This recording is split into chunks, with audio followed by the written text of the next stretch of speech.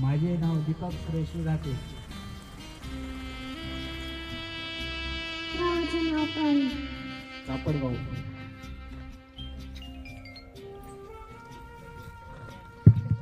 तुमच्या आई वडिलांचं नाव काय? माझ्या वडिलांचे नाव सुरेश विधाते व आईचे नाव इंदुबाई. तुमचे आई वडील काय काम करतात? माझे आई वडील शेती करतात. लहानपणी तुम्हाला कोण व्हावंस वाटत होते? लहानपणी मला कृषी अधिकारी व्हावंसं वाटत होतं. तसे तुम्ही झालात का?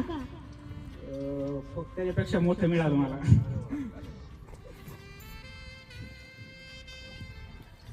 तुमचे बालपणीचे शिक्षण कुठे झाले? माझे बालपणीचे शिक्षण शिंदे वस्ती शाळा जुनी येथे झालेले आहे. तुमच्या शाळेतला एखादा प्रसंग सांगा. तर शाळेतला एक अविस्मरणीय प्रसंग हा होता की आम्ही तिसरीत असताना मी हिंदीमधून भाषण केलं होतं.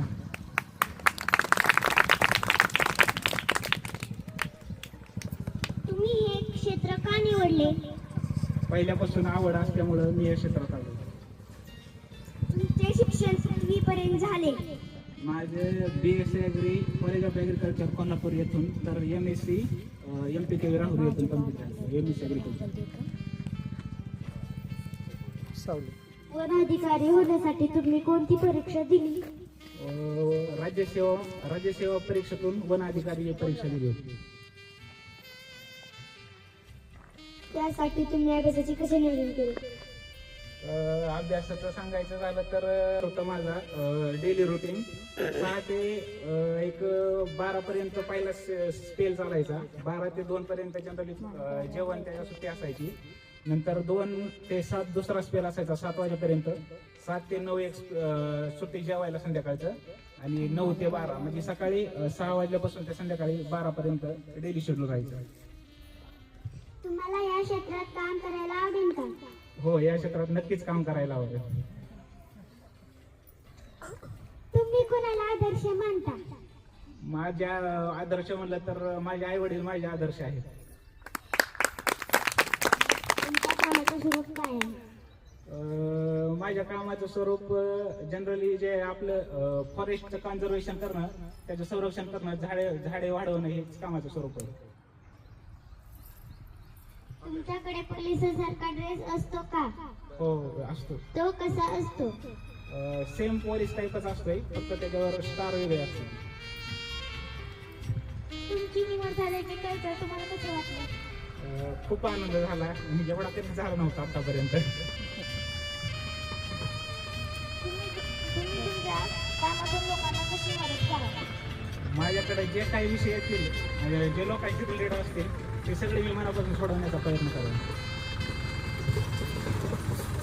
तुमच्या आठवणीतला एखादा आनंदाचा प्रसंग सांगा.